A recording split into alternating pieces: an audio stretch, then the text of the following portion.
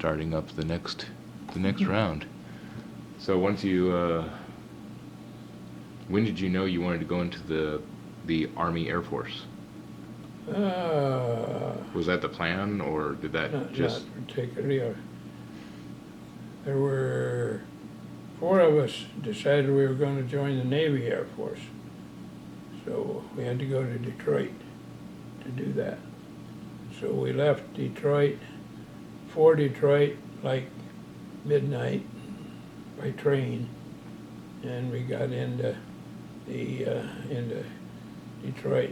Didn't bother to go to bed, and showed up at the recruiting center there. And first thing they gave us was a mental test.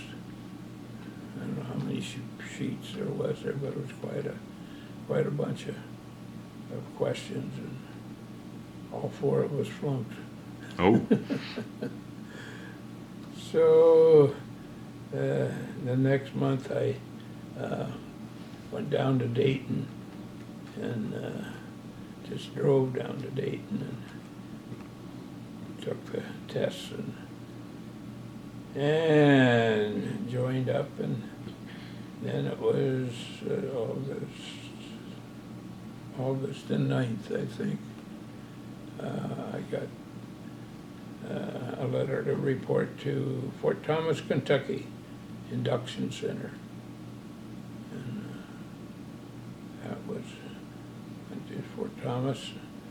We were there a short time, and that was where I learned not to volunteer for anything. He said, anybody want to be a G-man? And a bunch of them raised their hand, and G-man was garbage man. Oh. So they were in the garbage detail. And I went from Fort Thomas, Kentucky down to Keesler Field, Mississippi. And it was hot. It was September, well, August 9th that I was in Kentucky, and then in And what year was this? hot in 1943. And hot and humid. Did basic training there. And then went to Denver, Colorado, for when you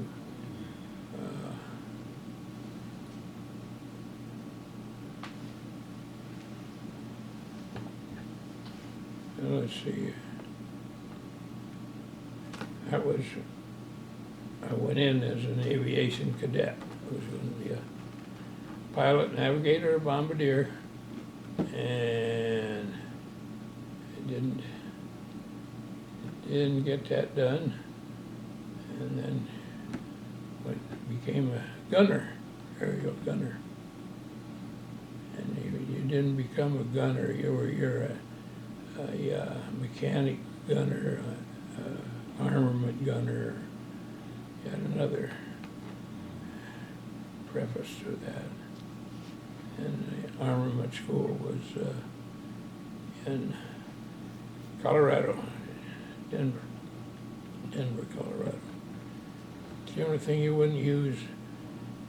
Got to go on to mechanic school. That's something that you'd have been able to use all your life. Mm-hmm. Even though it was just changing a spark plug in your car or something. But you're not going to be fixing 50 caliber machine guns anywhere. But I didn't pick it because I wanted that particular field. I wanted to go to Denver rather than to wherever mechanic school was.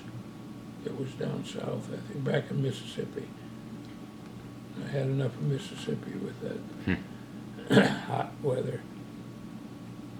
So, went to armament school, and then down to Texas.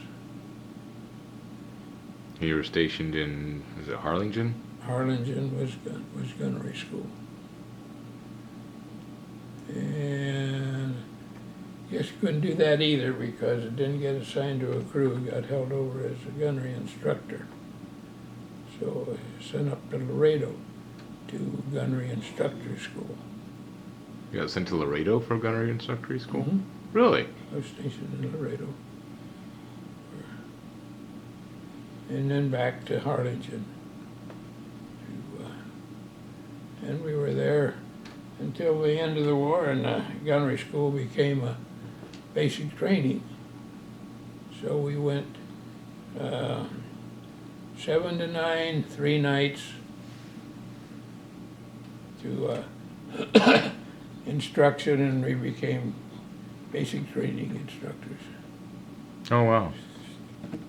6 hours of instruction. So you served in World War II in Texas. Very much in Texas. Yeah. And then they closed up Harlingen, and we moved up to Laredo, or San Antonio. Oh, wow. It was another basic training, I think, was San Antonio. So once, And then got up enough points to get discharged. Went up to Houston and to the separation center, and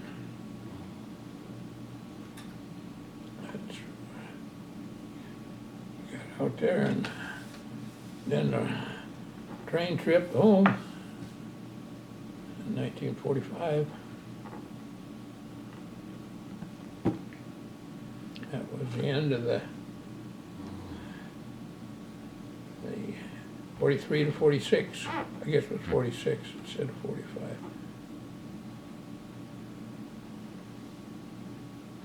Yeah, after gunnery school, I thought we would be assigned to a crew and leave, and we didn't, and so got held over there. So your grandmother came down from Ohio, and we got married in Texas.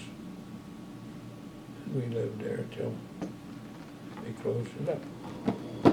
That was. so did you and Grandma live in Laredo? We lived in The Harlingen? Harlingen, and let's see. Yeah, we lived in Laredo a little while. That must have been strange to many years later, your son so moves to I'll never Laredo. come back to Laredo. I didn't leave anything there. But it didn't work out that way. It's a weird, Yeah, kind of circumstantial. Yeah, the way it worked out. Nice. Laredo was a western town, that's for sure.